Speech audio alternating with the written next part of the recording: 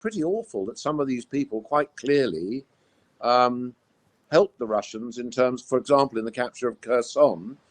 Bridges weren't blown up when they should have been, because these people were quite clearly helping the Russians. And it's now time to invite you into our daily briefing room, where one of our leading tactical and strategic minds with years of experience as a general officer at the highest level of military command shares their insights into the current state of the war in Ukraine. And joining us today, I'm delighted to welcome Admiral Lord West, former Chief of Defence Intelligence and Security Minister. Lord West, welcome to the programme. Good afternoon. Good afternoon. Now, there's a really interesting story that's come out today, which says that President Zelensky has suspended the head of the Ukraine's spy agency, and that there's a lot of sort of treason that's been happening. What's your reaction to this story? Well, I'm not surprised that the SBU are infiltrated by the FSB. I mean, they always have been. When I first went there after the collapse of the Warsaw Pact as CDI in about 1999, we were helping the Ukrainians root out FSB officers from the SBU, but there was still a lot there. One forgets how closely Ukraine and Russia were enmeshed. I didn't realize that they still had those same sorts of numbers, but it's not surprising. I think what's very interesting is, isn't it, that I think they're talking about 60 or so officers at the moment. They're talking about having acted in a traitorous way, and that's why the boss is being fired, because his people were being traitors, not because the boss was being a traitor. That Putin wasn't aware that the Ukrainians would resist as well as they have done. Obviously that message didn't go across. I think it's because they're scared stiff of actually telling Putin things. But the fact that there are lots of the officers there, I'm not surprised at, and they need to root them out. They caused great trouble going back to the time just before the Orange Revolution and things in Ukraine. They've always been a real problem there. And as regards to the police, and of course the woman in charge of the police has been got rid of as well, the area there that Zelensky wanted work done was actually to get work on corruption. And I'm afraid Ukraine has been very corrupt and needs the corruption issues there to be tackled.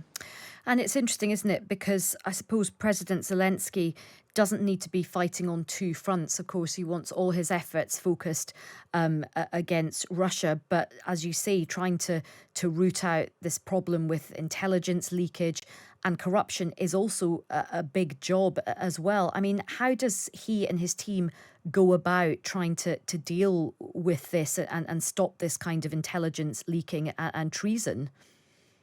Well, I mean, I think they've identified people, and no doubt they have their own internal security apparatus to actually further identify the ones. And when they start interrogating, they'll give people away, and they'll be able to get through them that way. But I mean, it's pretty awful that some of these people quite clearly helped the Russians in terms, for example, in the capture of Kherson.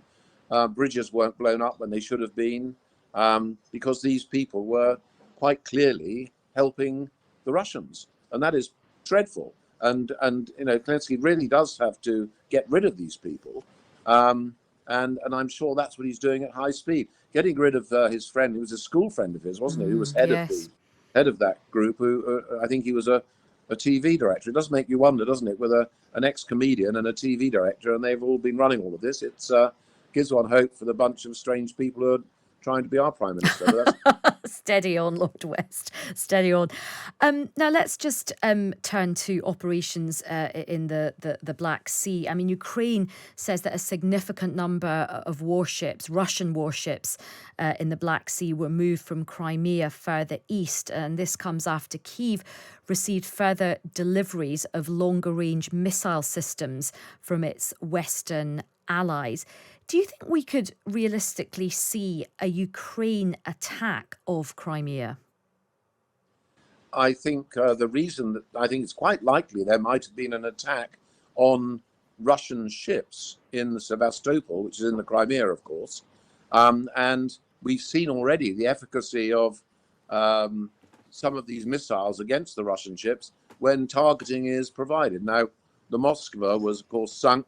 The targeting, I think, was provided by allegedly by the Americans. I won't say anything about that. But that was a very impressive operation. We've seen a couple of other ships hit at sea, and we also saw that big landing craft hit alongside. And I'm not surprised the Russians have moved their sort of important units from Sevastopol around more into the Sea of Azov, where they can't be reached. And I think it would be quite likely, if they left landing craft and big ships there, that the Ukrainians might carry out an attack on those ships. And of course, this raises the spectre of what might be called an attack on Crimea, which has been referred to by senior Russian generals as, if you do that, you will really get your comeuppance. There'll Yeah, be a real they've response. called it Judgment Day. Yes. Well, look, Lord West, we're really grateful for your time and, of course, your expertise. Thanks very much for joining us this afternoon. That's Admiral Lord West, former Chief of Defence Intelligence and a former Security Minister. Well,